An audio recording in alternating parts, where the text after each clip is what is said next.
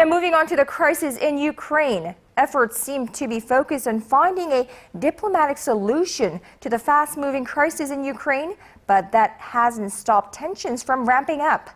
Moscow isn't budging while those supporting Russia have occupied more buildings in eastern Ukraine. Here's Connie Lee with more. The unrest continues in eastern Ukraine. The deadline for pro-Russian protesters to leave Ukraine came and went with no withdrawal.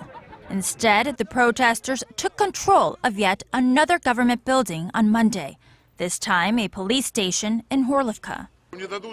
If they don't give us a chance to hold a referendum, we'll force them to give us a referendum, because it is the utmost form of democracy. That's it.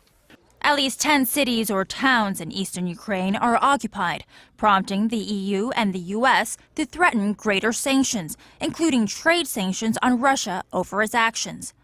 The White House said it had urged Russian President Vladimir Putin to tell his pro-Moscow protesters to leave the occupied buildings in eastern Ukraine.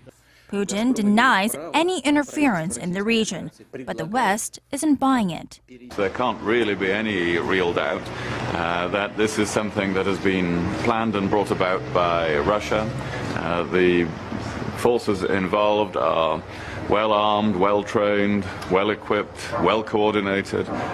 As fears of an all-out civil war increase in Kiev, leaders from the EU, US, Russia, and Ukraine were set to hold talks in Geneva on Thursday in hopes to finding a diplomatic solution. Connie Lee, Arirang News.